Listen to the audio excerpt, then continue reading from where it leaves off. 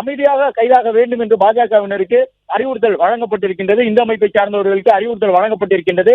அங்கே பெண்களும் நிறைய பேர் போராட்டத்தில் ஈடுபட்டிருந்தார்கள். தரையில் அமர்ந்து தர்ணா போராட்டத்தில் ஈடுபட்டிருந்தார்கள். தங்களுடைய அந்த கோரிக்கைகளை எழுதி வாக்குவாதத்தில் அவர்கள் ஈடுபட்டு வருகின்றனர்.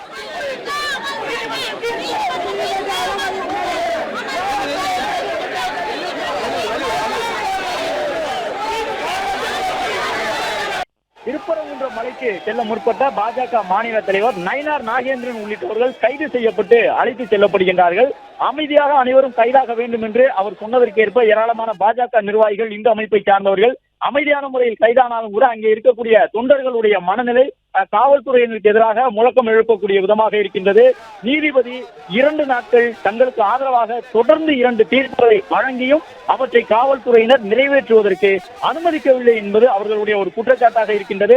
பாஜக மாநில தலைவர் நயினார் நாகேந்திரன் உட்பட ஏராளமான பக்தர்கள் அங்கே கைது செய்யப்பட்டு அழைத்து செல்லப்படுகின்றார்கள்.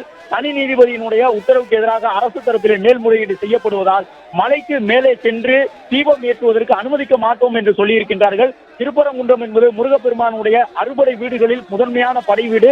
திருப்பரங்குன்றம் மலையை முன்வைத்து கடந்த 2 ஆண்டுகளாகவே 2 தரப்பினர் பல்வேறு கருத்துக்களை சொல்லி வருகின்றார்கள். திருப்பரங்குன்றம் மலையினுடைய அடிவார பகுதியிலே முருகப்பெருமானுக்கு கோவில் இருக்கின்றது, மேல் பகுதியிலே காசி விஸ்வநாதர் கோவில் இருக்கின்றது, விநாயக பெருமானுக்கு கோவில் இருக்கின்றது, மற்றொரு பக்கம் சிக்கத்தன் தர்கா இருக்கின்றது.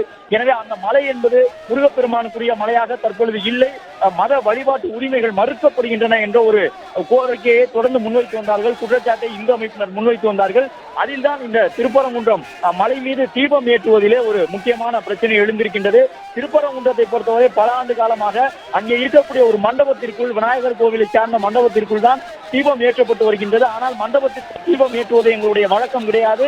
பல ஆண்டு காலமாக அந்த மலையின் மீது இருக்கக்கூடிய தூண் மீது ஏற்றப்பட்ட தீபத்தை மீண்டும் ஏற்ற வேண்டும் என்று சொல்லி நீதிமன்றத்திற்கு சென்றிருந்தார்கள்.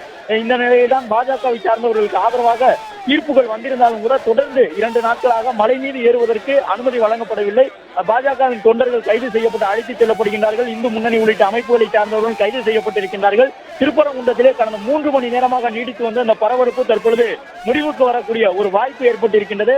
காவல்துறையினர் அங்கே இருந்த பாஜகவினர் உட்பட அனைவரையும் கைது செய்து அருகில் இருக்கக்கூடிய திருமண மண்டபங்களுக்கு அழைத்துச் செல்லக்கூடிய காட்சிகளை பார்க்கின்றோம்.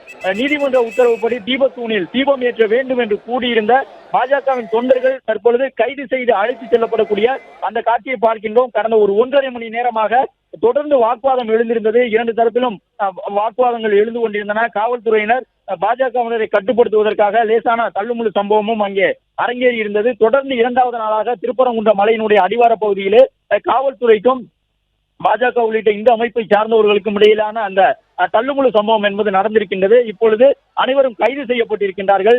நாளை காலை 10:30 மணிக்குள்ளாக தமிழ்நாடு அரசு அந்த திருத்தூண் மீது தீபம் ஏற்றுவதற்காக எடுத்த நடவடிக்கைகள் என்ன என்பது குறித்து விரிவான ஒரு விளக்கத்தை நீதிபதி GR சுவாமிநாதனுக்கு வழங்க வேண்டிய தேவை இருக்கின்றது. எனவே அதை GR சுவாமிநாதன் எவ்வாறு ஏற்றுக்கொள்ளப் போகின்றார்?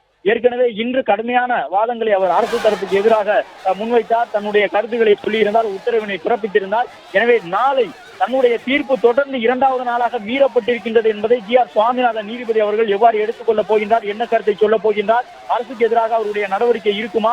இன்று மதுரை மாநகர காவல் ஆணையர், கோவிலினுடைய செயல் அலுவலர் உள்ளிட்டவர்களை 5 நிமிடத்திற்குள் காணொலி காட்சி வாயிலாக இணைய வேண்டும் என்ற அதிரடி உத்தரவினை பிறப்பித்து, அதிலும் குறிப்பாக காவல் ஆணையர் சீருடையில் இல்லாமல் சிவில் உடையில் இருந்தாலும் பரவாயில்லை, 5 நிமிடங்களுக்குள்ளாக காணொலி காட்சியில் அவர் இணைய வேண்டும் என்று ஒரு உத்தரவினை அதிரடியாக GR சுவாமிநாதன் நீதிபதி அவர்கள் பிறப்பித்திருந்தார்.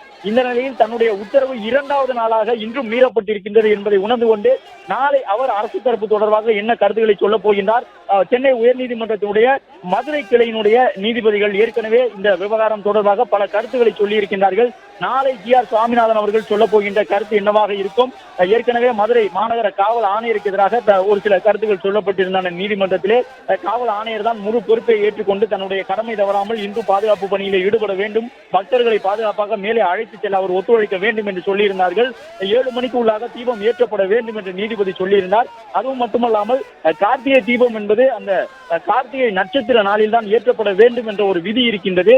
அதன்படிதான் நேற்று மட்டுமல்ல இன்றும் கூட அந்த கார்த்திகை நட்சத்திரம் என்பது இருக்கும் இன்று இரவு வரை என்ற அடிப்படையில் தான் 7 மணிக்குள்ளாக தீபம் ஏற்றப்பட வேண்டும் என்று நீதிபதி சொல்லியிருந்தார். அந்த தீர்ப்பு மீண்டும் ஒருமுறை இங்கு நிறைவேற்றப்படாமல் இருந்திருக்கின்றது. எனவே காவல்துறையினர் எடுத்திருக்கக்கூடிய இந்த நடவடிக்கை குறித்து நாளை மீண்டும் நீதிமன்றம் அதிருப்தி தெரிவிக்குமா, நாளை அந்த அறிக்கை தாக்கல் செய்யப்பட்ட பிறகு நீதிபதி அதை ஏற்றுக்கொள்வாரா, அல்லது கார்த்திகை தீபம் தொடர்பாக திருப்பரங்குன்றத்திலே தீப தூணின் மீது தீபம் ஏற்றப்பட வேண்டும் என்ற உத்தரவினை மீண்டும் நாளை பிறப்பிப்பாரா என்பது உட்பட பல்வேறு கேள்விகள் எழுந்திருக்கின்றன.